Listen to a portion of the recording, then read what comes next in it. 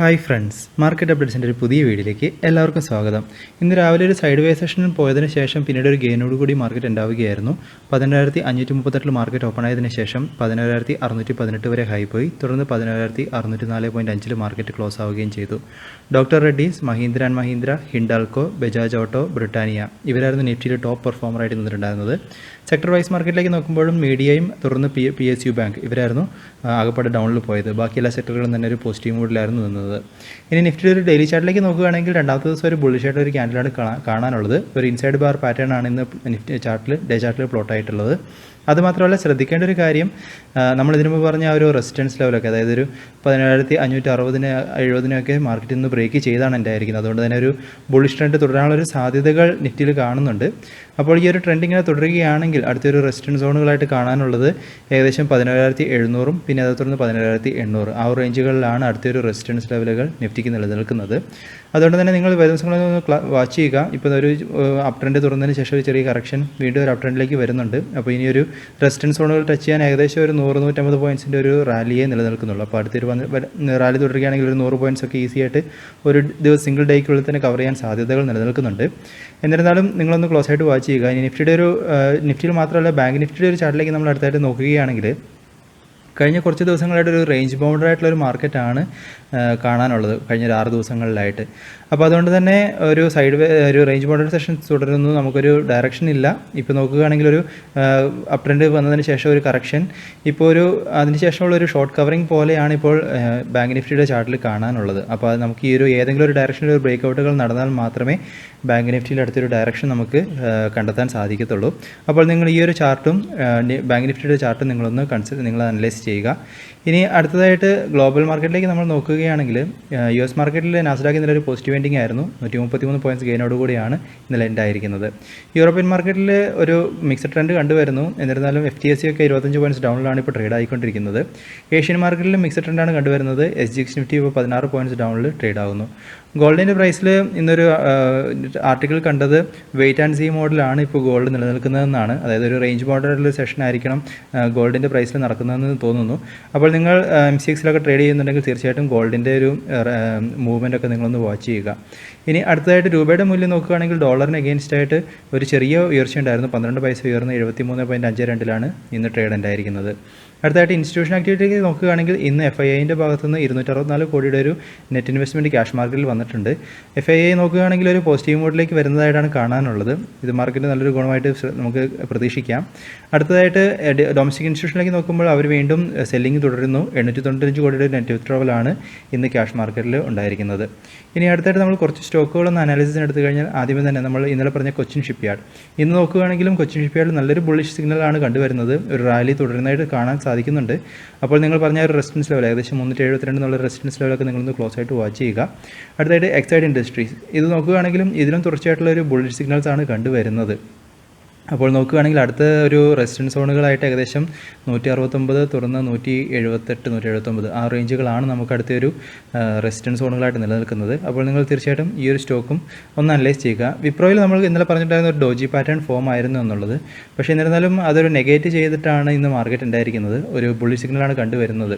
അപ്പോൾ അതുകൊണ്ട് തന്നെ ഒരു അപ് ട്രെൻഡ് തുടരുന്ന സാധ്യതകൾ കാണുന്നു.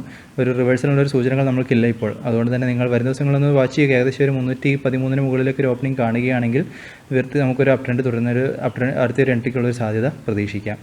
അടുത്തായിട്ട് ഇൻഫോസിസിൻ്റെ ഒരു ചാർട്ടിലേക്ക് നോക്കുകയാണെങ്കിൽ ഇതിലും നല്ലൊരു ബുള്ളിഷ് ആയിട്ടൊരു സിഗ്നൽസാണ് കാണാനുള്ളത്. അപ്പോൾ നിങ്ങൾ തീർച്ചയായിട്ടും ഈ ഒരു സ്റ്റോക്കിനെ ഒന്ന് അനലൈസ് ചെയ്യുക. ഒരു പ്രീവിയസ് ഹൈയിൽ നിന്നുള്ള ബ്രേക്ക് ഔട്ടുകളിൽ നിന്ന് നടന്നിട്ടുണ്ട്. അപ്പോൾ ഈ ഒരു റാലി തുടർന്നു കഴിഞ്ഞാൽ നമ്മൾക്ക് വീണ്ടും നല്ലൊരു പോസിബിലിറ്റി ഇൻഫോസിസിൽ നിലനിൽക്കുന്നുണ്ട്. ഇനി നമ്മൾ ടാറ്റ മോട്ടോഴ്സിൽ കഴിഞ്ഞ ദിവസം പറഞ്ഞതായിരുന്നു ഒരു ഹാങ്ങിങ് മാൻ പോലത്തെ ഒരു പാറ്റേൺ ഫോം ആയിരുന്നു എന്നുള്ളത്. പക്ഷേ എന്ന് നോക്കുകയാണെങ്കിൽ വീണ്ടും ഒരു ബുള്ളിഷ് ആയിട്ടുള്ള ഒരു സിഗ്നൽസാണ് തന്നത്. അതുകൊണ്ട് തന്നെ ആ ഒരു ഹാങ്ങിങ് മാൻ പാറ്റേൺ റിവേഴ്സലിൻ്റെ ഒരു പാറ്റേൺ നെഗേറ്റ് ചെയ്തിട്ടാണ് ഇന്ന് പോയിരുന്നത്. അതുകൊണ്ട് തന്നെ നമുക്ക് അടുത്തൊരു റെസിസ്റ്റൻസ് സോണുകളായിട്ട് ഏകദേശം 155, 156 റേഞ്ചുകളിൽ നമുക്ക് അടുത്തൊരു റെസിസ്റ്റൻസ് സോണുകൾ നിലനിൽക്കുന്നു. അപ്പോൾ അതൊരു റാലിക്കുള്ളൊരു ചാൻസസും ടാറ്റ മോട്ടോഴ്സിൽ പ്രതീക്ഷിക്കാം. അതിൽ നിന്നൊരു തുടർന്നൊരു ബ്രേക്ക് ഔട്ടുകൾ നടന്നു കഴിഞ്ഞാൽ വീണ്ടും റാലി തുടരും. അതെല്ലാം റിവേഴ്സലൊരു കൺഫർമേഷൻ കിട്ടുകയാണെങ്കിൽ ഒരു ചെറിയ പ്രോഫിറ്റ് ബുക്കിങ്ങിനെ കുറിച്ച് നമുക്ക് ആലോചിക്കാവുന്നതാണ്. അടുത്തായിട്ട് മഹീന്ദ്ര ഫിനാൻസിൻ്റെ ഡെയിലി ചാർട്ടിലേക്ക് നോക്കുമ്പോൾ ഇതിലൊരു പ്രീവിയസ് ഹൈലിൻ്റെ അടുത്ത് നിന്ന് പോയതിന് ശേഷം വീണ്ടും ഒരു കറക്ഷൻ ഉണ്ടാവുകയാണ് ഉണ്ടായത്. ഒരു ബിയറിഷ് ക്യാൻഡിലാണ് ഇന്ന് കാണാനുള്ളത്. അപ്പോൾ നമുക്ക് ഒരിടത്തൊരു കൺഫർമേഷൻ കിട്ടിക്കഴിഞ്ഞാൽ, ഒരു ഡൗൺ ട്രെൻഡ് തുടരുന്നതിൻ്റെ ഒരു കൺഫർമേഷൻ കിട്ടിക്കഴിഞ്ഞാൽ നമ്മൾക്ക് അടുത്തൊരു റാലി പ്രതീക്ഷിക്കേണ്ടതില്ല. നമുക്കൊരു പ്രോഫിറ്റ് ബുക്കിങ്ങിനെ കുറിച്ച് ആലോചിക്കാം. അതല്ല, ഈ ഒരു ക്യാൻഡിലിനൊക്കെ നെഗേറ്റ് ചെയ്ത് ഏകദേശം 141 മുകളിൽ ഒരു ഓപ്പണിംഗ് കൊടുക്കുകയാണെങ്കിൽ അടുത്തൊരു റെസിസ്റ്റൻസ് സോണുകളായിട്ട് ഏകദേശം 147, 148 റേഞ്ചിലാണ് അടുത്തൊരു റെസിസ്റ്റൻസ് സോണുകൾ മഹീന്ദ്ര ഫിനാൻസിൽ കാണാനുള്ളത്. അടുത്തായിട്ട് യു പി എല്ലിൻ്റെ ചാർട്ടിൽ നോക്കുകയാണെങ്കിൽ ഇതിലും പ്രീവിയസ് ഹൈയിൽ നിന്ന് ഒരു ബ്രേക്കൗട്ടുകൾ നടക്കാൻ സാധിച്ചിട്ടില്ല. ഒരു ബിയറിഷ് ക്യാൻഡിലാണെന്ന് കാണാനുള്ളത്. അതുകൊണ്ട് തന്നെ നമ്മൾക്കൊരു ബ്രേക്കൗട്ടുകൾ നടന്നതിന് ശേഷം ഒരു റാലിക്കുള്ള സാധ്യതകൾ നിലനിൽക്കുന്നുള്ളൂ. അതുകൊണ്ട് ബ്രേക്കൗട്ടുകൾ വരുന്നുണ്ടോ എന്നുള്ള രീതിയിൽ നിങ്ങളൊന്ന് ശ്രദ്ധിക്കുക. ഇനി അടുത്തായിട്ട് ടെക് മഹീന്ദ്രൻ്റെ ഒരു ചാർട്ടിലേക്ക് നോക്കുകയാണെങ്കിലും ഇതിലും തുടർച്ചയായിട്ടുള്ളൊരു രണ്ടാമത്തെ ദിവസവും ഒരു ഡോജി പാറ്റേൺ ആണ് ഫോം ആയിക്കൊണ്ടിരിക്കുന്നത്. അതുകൊണ്ട് തന്നെ ഒരു ഇൻഡിസിസീവായിട്ടാണ് നിലനിൽക്കുന്നത്. അതുകൊണ്ട് തന്നെ നമ്മൾക്കൊരു എൻട്രി ഈ ഒരു സമയത്ത് പ്രതീക്ഷിക്കേണ്ടതില്ല. നമുക്കൊരു ഡയറക്ഷൻ കിട്ടിയതിന് ശേഷം പുതിയ എൻട്രികൾ പ്രതീക്ഷിക്കാം. അതല്ല എന്നുണ്ടെങ്കിൽ നിങ്ങൾ ഹോൾഡ് ചെയ്യുകയാണെങ്കിൽ ഇനിയും ആ ഒരു ഹോൾഡിംഗ് തുടരാവുന്നതെന്ന് തോന്നുന്നു. നമുക്കൊരു അടുത്തൊരു ട്രെൻഡ് കൺഫർമേഷൻ കിട്ടിയതിന് ശേഷം ഡിസിഷനിലേക്ക് പോകുന്നതായിരിക്കും നല്ലത്. അടുത്തായിട്ട് ITCൻ്റെ ഒരു ചാർട്ടിലേക്ക് നോക്കുകയാണെങ്കിൽ ഇതൊരു സപ്പോർട്ട് സോണിലാണ് ഇപ്പോൾ നിലനിൽക്കുന്നത്. അപ്പോൾ ഇതിൽ നിന്ന് ഏകദേശം 180 ആ റേഞ്ചുകളിലൊരു സപ്പോർട്ടുകളിലാണ് ഇപ്പം ട്രേഡ് ആയിക്കൊണ്ടിരിക്കുന്നത്. അപ്പോൾ ഇതിൽ നിന്നൊരു വീണ്ടും ഒരു ബ്രേക്കൗട്ടുകൾ, ഡൗണിലേക്ക് ഒരു ബ്രേക്കൗട്ടുകൾ നടന്നു കഴിഞ്ഞാൽ വീണ്ടും ഒരു ഡൗൺ ട്രെൻഡിനുള്ള സാധ്യതകൾ തുടരും. അതല്ല, ഈ ഒരു റേഞ്ചുകളിൽ തന്നെ ഒരു കൺസോളിഡേഷൻ നടന്ന് വീണ്ടും ഒരു റിവേഴ്സൽ കാണുകയാണെങ്കിൽ നമ്മൾക്ക് വീണ്ടും ഒരു എൻട്രിക്കുള്ളൊരു പോസിബിലിറ്റി ITCയിൽ നിലനിൽക്കുന്നുണ്ട്. അതുകൊണ്ട് തന്നെ നിങ്ങൾ ഈ ഒരു സ്റ്റോക്കിനെ ഒന്ന് കണ്ടിന്യൂസ് ആയിട്ട് ട്രാക്ക് ചെയ്യുക, ഈ ഒരു ബ്രേക്കൗട്ടുകൾ നടക്കുന്നുണ്ടോ എന്നുള്ളത്. ഇനി അടുത്തൊരു പ്രധാനപ്പെട്ട അപ്ഡേറ്റുകളിലേക്ക് പോകുമ്പോൾ ആദ്യം തന്നെ RBI ഗവർണറിൻ്റെ ഭാഗത്ത് നിന്ന് അനൗൺസ്മെൻറ്റുകൾ നോക്കുകയാണെങ്കിൽ മാർക്കറ്റിനെ അതേപോലെ തന്നെ എക്കോണമീനെയൊക്കെ പിടിച്ചു നിർത്താൻ, എക്കോണമിയിൽ ഒരു ഗ്രോത്ത് ഒക്കെ കൊണ്ടുവരാനായിട്ട് ഏത് തരത്തിലുള്ള മെഷേഴ്സും RBI എടുക്കും എന്ന രീതിയിൽ അദ്ദേഹം ഒരു അനൗൺസ്മെൻറ്റ് കൊടുത്തിട്ടുണ്ടായിരുന്നു.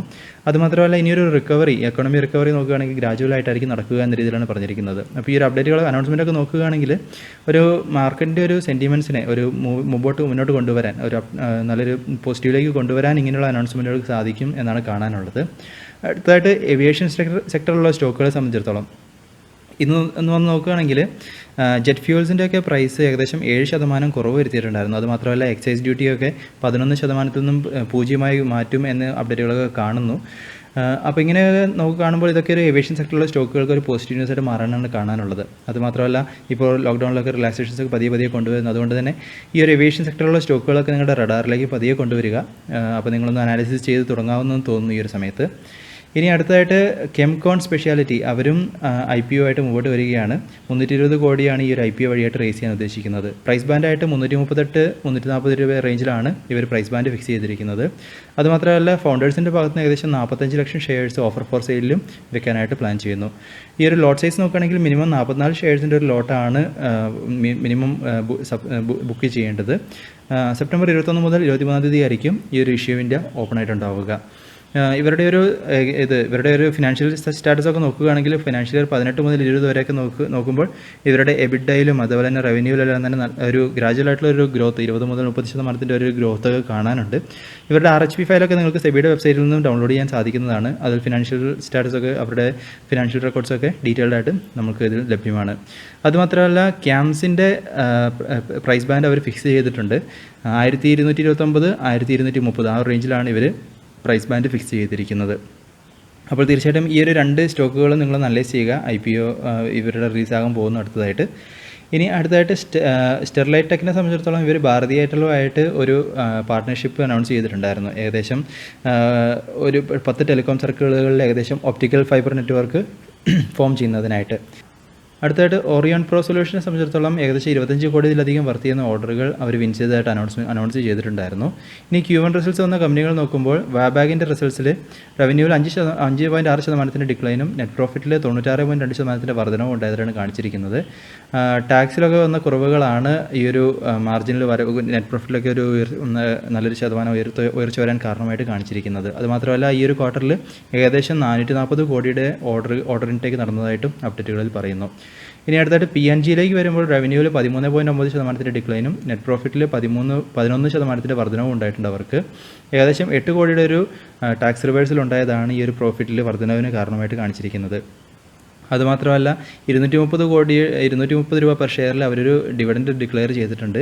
അതിൽ ഒരു സ്പെഷ്യൽ ഡിവിഡൻഡായിട്ട് 188 രൂപയും ഉൾപ്പെടുന്നു എന്ന രീതിയിലാണ് പറഞ്ഞിരിക്കുന്നത്. ഇനി അടുത്തായിട്ട് സ്റ്റെർലിംഗ് വിൽസൺ ആൻഡ് സോളാർ, ഇവരെ സംബന്ധിച്ചിടത്തോളം റവന്യൂവിൽ 14% ഡിക്ലൈനും നെറ്റ് പ്രോഫിറ്റിൽ 66% ഡിക്ലൈനും അവർക്കുണ്ടായിട്ടുണ്ട്. ഈ ഒരു ഫിനാൻഷ്യൽ ഇയറിൽ നോക്കുമ്പോൾ അവർക്ക് 5696 കോടിയുടെ ഒരു ഓർഡർ ബുക്കിംഗ് നടന്നിട്ടുണ്ട്. അതുമാത്രമല്ല ഈ ഒരു ഫിനാൻഷ്യൽ ഇയറിലെ സെക്കൻഡ് ഹാഫ് ആകുമ്പോഴത്തേക്കും ഇവരുടെ ഒരു ഫിനാൻഷ്യൽ ഔട്ട്ലുക്കൊക്കെ ഒരു പോസിറ്റീവിലേക്ക് അവർ എക്സ്പെക്റ്റ് ചെയ്ത രീതിയിലേക്ക് കൊണ്ടുവരാൻ സാധിക്കും എന്ന രീതിയിലാണ് അപ്ഡേറ്റുകളിൽ പറഞ്ഞിരിക്കുന്നത്. ഇനി അടുത്തായിട്ട് ഡോക്ടർ റെഡ്ഡീസിനെ സംബന്ധിച്ചിടത്തോളം ഇവർ റഷ്യൻ ഡയറക്റ്റ് ഇൻവെസ്റ്റ്മെൻറ്റ് ഫണ്ട് അവരുമായിട്ട് ചേർന്ന് കൊറോണയ്ക്കുള്ള വാക്സിൻ സ്പുട്നിക് 5 അത് ഇന്ത്യയിൽ ക്ലിനിക്കൽ ട്രയൽ നടത്താനും അതുപോലെ തന്നെ ഡിസ്ട്രിബ്യൂഷനുമായിട്ടുള്ള അവർ ഒരു സഹകരണത്തിനായിട്ട് മുമ്പോട്ട് വന്നിട്ടുണ്ട്. ഇത് ഡോക്ടർ റെഡ്ഡീസിന് ഇന്നൊരു പോസിറ്റീവ് ന്യൂസ് ആയിരുന്നു. അപ്പോൾ ഈ ഒരു ന്യൂസുകളൊക്കെ നിങ്ങൾ ട്രാക്ക് ചെയ്യുക, ഈ ഒരു വാക്സിനെ സംബന്ധിച്ചിടത്തോളം ഉള്ളത്. ഇനി അടുത്തായിട്ട് ലക്ഷ്മി വിലാസ് ബാങ്കിനെ സംബന്ധിച്ചിടത്തോളം ഇവർ ഇതിനു മുമ്പ് കഴിഞ്ഞ ജൂണിൽ ഒരു ക്ലിക്സ് ഗ്രൂപ്പുമായിട്ടുള്ള ഒരു ലയനം, ക്ലിക്സ് ഗ്രൂപ്പിനെ ലക്ഷ്മി വിലാസ് ബാങ്കിലേക്ക് ലയിപ്പിക്കാനുള്ള ഒരു അനൗൺസ് ചെയ്തിട്ടുണ്ടായിരുന്നു. അപ്പോൾ അതിൻ്റെ ഡിസ്കഷൻസൊക്കെ പ്രോഗ്രസ് ചെയ്തുകൊണ്ടിരിക്കുന്നു. അപ്പോൾ അതിൻ്റെ ഒരു due diligence mutual due diligence ഒക്കെ അവർ കംപ്ലീറ്റ് ചെയ്തിരിക്കുന്നു. ഇനി അടുത്ത ലെവലിലേക്കുള്ള ഡിസ്കഷനിലേക്ക് പോയിക്കൊണ്ടിരിക്കുന്നു എന്ന രീതിയിലാണ് അപ്ഡേറ്റുകൾ കാണിച്ചിരിക്കുന്നത്. അടുത്തായിട്ട് ഡിവിസ് ലബോറട്ടറീസിനെ സംബന്ധിച്ചിടത്തോളം കുറച്ച് മീഡിയ അപ്ഡേറ്റുകൾ വന്നിട്ടുണ്ടായിരുന്നു. അതായത് SMS ഫാർമസ്യൂട്ടിക്കൽസിൽ അവർ സ്റ്റേക്ക് അക്യൂർ ചെയ്യാൻ പോകുന്നു എന്നുള്ളത്. അപ്പോൾ അതിനെ സംബന്ധിച്ചിടത്തോളം ഒരു ക്ലാരിഫിക്കേഷൻ അവർ കൊടുത്തത് അങ്ങനത്തെ ഒരു പ്ലാൻ കമ്പനിയുടെയോ അത് അവരുടെ പ്രൊമോട്ടേഴ്സിൻ്റെയോ ഭാഗത്തു നിന്നും ഇല്ല എന്ന രീതിയിലാണ് അപ്ഡേറ്റുകൾ കൊടുത്തിരിക്കുന്നത്. ഇനി അടുത്തായിട്ട് നോക്കുകയാണെങ്കിൽ Infosys, Tata Motors, embassy office, Jindal steel ഇവർ ഈ ഒരു 4 സ്റ്റോക്കുകളിൽ ലാർജ് ട്രേഡ് നടന്നതായിട്ട് അപ്ഡേറ്റുകൾ കണ്ടിട്ടുണ്ടായിരുന്നു. അപ്പോൾ ഇത് തുറന്ന് നോക്കുകയാണെങ്കിൽ ഇൻഫിയിലും ടാറ്റ മോട്ടോഴ്സിലും ഒരു പോസിറ്റീവായിട്ടാണ് പോയിട്ടുണ്ടായിരുന്നത്. അപ്പോൾ ഇത് ഇവർക്കൊരു പോസിറ്റീവായിട്ടുള്ളൊരു ട്രേഡ് ആയിരിക്കണം എന്ന് പ്രതീക്ഷിക്കാം. അപ്പോൾ ഈ ഒരു ന്യൂസുകളൊക്കെ നിങ്ങൾ ട്രാക്ക് ചെയ്യുക. അപ്പോൾ ഇതൊക്കെയാണ് ഇന്നത്തെ പ്രധാനപ്പെട്ട അപ്ഡേറ്റുകൾ. അപ്പോൾ തീർച്ചയായിട്ടും നിങ്ങൾ ഈ ഒരു ന്യൂസുകളും അതുപോലെ തന്നെ പറഞ്ഞ സ്റ്റോക്കുകളും നിങ്ങളുടെ ഭാഗത്തുനിന്ന് ഒരു അനാലിസിസ് നടത്തുക. തീർച്ചയായിട്ടും തുറന്ന് കണ്ടെത്തുന്ന കാര്യങ്ങളൊക്കെ തീർച്ചയായിട്ടും അറിയിക്കുക. അതുപോലെ തന്നെ പറഞ്ഞ ഈ 2 IPOകൾ വരുന്ന ആഴ്ചകളിൽ വരാൻ പോകുന്ന ഈ ഒരു IPOകൾ തീർച്ചയായിട്ടും നിങ്ങളൊന്ന് അനലൈസ് ചെയ്യുക. അപ്പോൾ നിങ്ങൾക്കൊരു നല്ലൊരു ഇൻവെസ്റ്റ്മെൻറ്റ് പോസിബിലിറ്റി കണ്ടെത്താൻ സാധിക്കുകയാണെങ്കിൽ തീർച്ചയായിട്ടും ട്രൈ ചെയ്യാവുന്നതാണ്. അപ്പോൾ പുതിയ അപ്ഡേറ്റുകളായിട്ട് നമുക്ക് വീണ്ടും കാണാം. അതുവരെ this is Tony signing off.